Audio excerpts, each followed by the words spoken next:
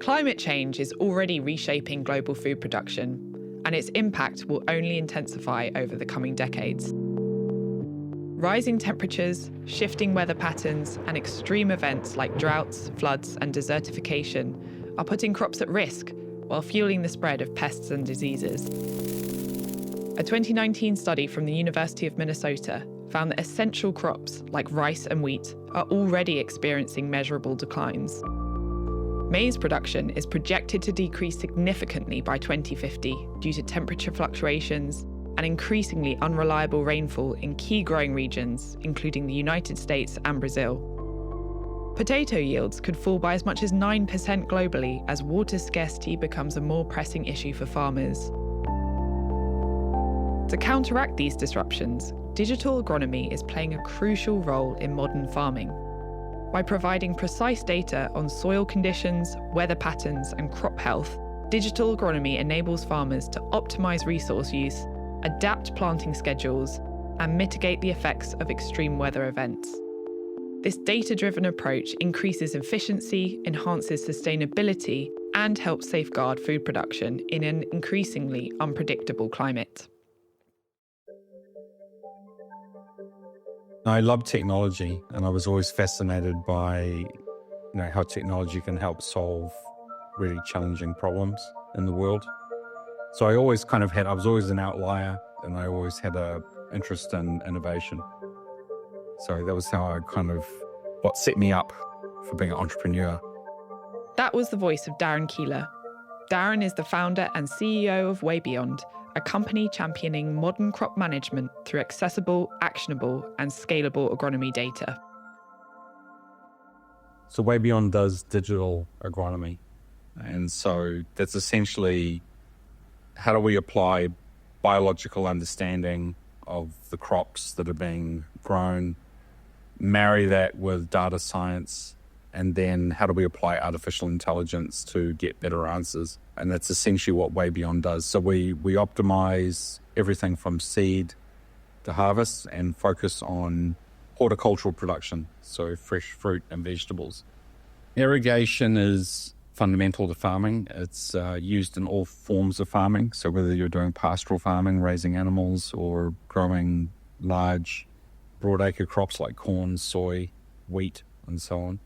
I think the challenge is the fact that as the population of the earth continues to grow, we have to produce more food to support that growing population. We're going to be drawing on more water.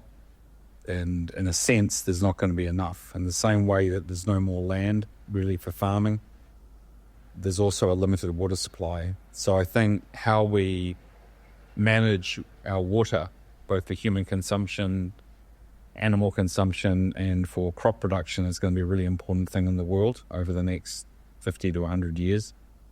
And so, having a solution in that space is really important for our customers, the growers, to manage that better.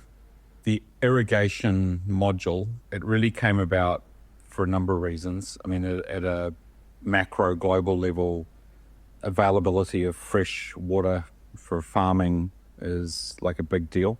There's increasing levels of water scarcity. So for big farm operators, they want to produce their crops more sustainably. So they have to optimize the available water supply. And also that's one part of it. Another part is that irrigation is a big lever in how you grow a really good quality crop. You've got to know when to irrigate. You don't want to over-irrigate. You don't want to under-irrigate. Also, the irrigation system can carry nutrients in it. It can carry crop protection products in that water supply. So there's actually quite a lot to do with water that has to be managed. A lot of our commercial producers are based in equatorial regions like Mexico and Morocco. We have a customer in Mexico, in Sinaloa actually, which is a state more well known for drug cartels than crop production. But one operator who's running about 200 hectares of production for tomatoes, their estimate is that for the coming season, they'll only have around 36% of the available water that they need, which means they can only plant 36% of their growing area. So that's sort of how visceral a problem it's becoming. So, the whole subject of global warming, I don't get into the politics of that, just the practical reality of it. Water scarcity and warming are actually two separate topics, but they obviously are subjects that meet in the middle. And as it gets hotter, you have to irrigate more. So you've got this pressure of how do you strike the balance between optimizing your water supply, assuming, of course, that you've got a water supply in the first place, and managing the fact that you're dealing with, on average, higher temperatures or heat waves and that type of thing. I think, one of the big areas of technology in the last decade has been, new sensor technologies. I mean, essentially, you can't do data-driven farming if you don't have the data. So, the first thing is having to collect it. And there haven't been a lot of technologies available to do that until startups like ours sprung into being maybe a decade ago. So measuring not just the water usage, but also, the pH level in the water, so how acid or alkaline is the water, what's called electrical conductivity. That's a measure around nutrient density in the water supply, which essentially is feeding your crop. Those are some of the measures. The absorption rate of water into the root system of the plant is another one. So all of these things can be measured now, and they all provide really important inputs into data models. So the data models that we build take into account water utilization, the microclimate around the plant, so temperature, humidity, radiation levels, all things that are impacting the physiological behavior of the plant. And we obviously want to be able to provide growers with insight and prescription around how to better manage the crop during the crop cycle when it's being impacted by those things. So that's sort of where technology is now playing an increasingly large role. So you've got that sort of sensor level, which is, you'll hear people talk about IoT, Internet of Things, but that's almost become like, it's just infrastructure on the farm now. The really clever stuff is being done with software in the cloud, and like how you apply data models to that data, different forms of AI, and then how you can provide value out of that data to help the grower optimize how their farm's being run. This whole transformation into using digital is a long process with the agricultural industry. I mean, it's an industry that is inherently risk averse, slow to change.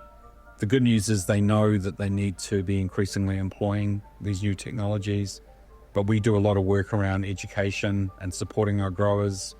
The thing that I sort of say all the time now is that new technologies and tools are not just there to just solve one problem. I mean, essentially, when you start going digital, you're changing the way you have to think about farming and farm production. So WayBeyond, we spend a lot of time on education. We've got a relationship with a university in Mexico called SACOR. They only produce students who come out as growers and agronomists. And we're basically showing them that farming with a digital approach is different because you're able to make better decisions.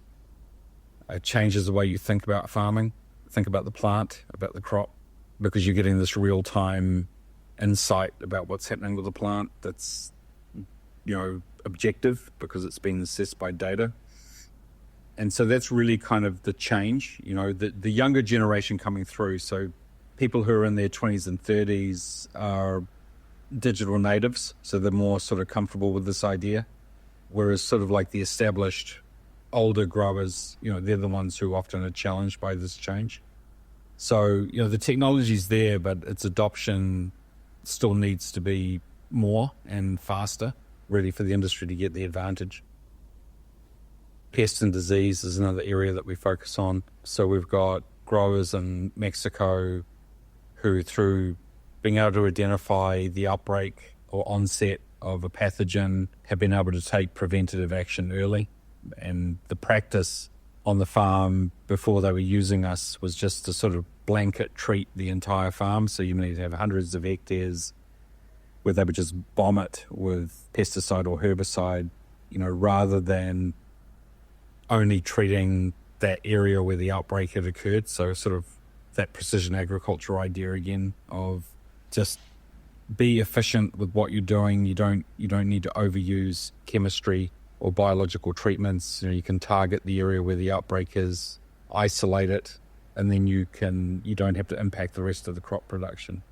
So that's a kind of practical example. Another one in Morocco is more just about the ability to leverage data. They've got 10 farms that are spread over, they've got about 500 hectares of production of blueberries. Before they were using WayBeyond's platform, which is called Farm Road, they had no easy way of providing agronomy advice to the growers because they have 8 agronomists, but they're all in different parts of the world, and they often had to go and travel to Morocco to see what was happening. Now they do all of that just by logging into our platform, and they can visualize, the visualization of all the data on the farm is there. And so whether they're in Australia or Scotland, they could help now manage the farm remotely. I think with the average age of a farmer, when they say this, they're talking about someone who often runs a farm is around 60, and that generation is retiring out from the industry. The real issue with that is the loss of the knowledge.